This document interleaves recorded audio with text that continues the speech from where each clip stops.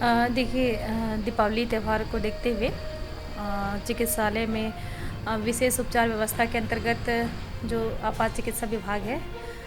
विभाग को विशेष सूचना जारी की गई है ताकि दीपावली के समय में किसी प्रकार की अगर कोई हताहत या कोई दुर्घटना की सूचना आती है, कोई इस प्रकार के कोई केस आते हैं, तो उसके विशेष उपचार व्यवस्था को बनाए रखने के लिए, उसके सुचारू रूप से संचालन के लिए सभी विभागों को पत्र जारी किया गया है और साथ ही डॉक्टरों की ड्यूटी जो है वो सुनिश्चित करने के लिए कहा गया है ताकि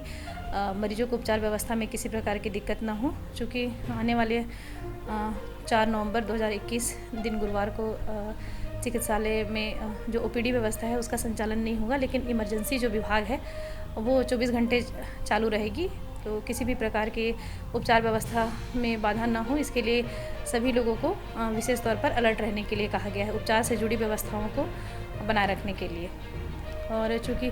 दीपावली प्रेम और खुशियों का त्यौहार है, इसीलिए सबसे यही कहना है कि दीपावली को देखते हुए दीपावली को प्रेम और खुशियों से मनाएं और साथ ही साथ जो है अपनी और अपने घर वालों की सबकी जो है सेहत को ध्यान में रखते हुए दीपावली का उत्सव मनाएं। और अस्पताल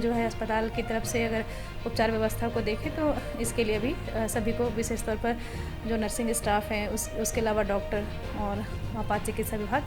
सबको अलर्ट रहने के लिए कहा गया है।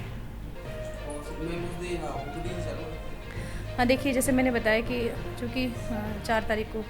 दीपावली है, जो बड़ा दीपावली जिसको कहते हैं, उस दिन विशेष तौर पर जो है बाह्य रोगी विभाग जो होता है, जिसका संचालन सुबह 8 बजे से दोपहर को 1 बजे तक होता है, उसका संचालन नहीं होगा क्योंकि उस दिन शासकीय अवकाश है। अतः उस दिन इमरजेंसी जो व्यवस्था है वो 24 घंटे चलेगी और इसमें जो भी मरीज जिनको किसी प्रकार का कोई दुर्घटना का शिकार या वो आके अपना उपचार करा सकते हैं।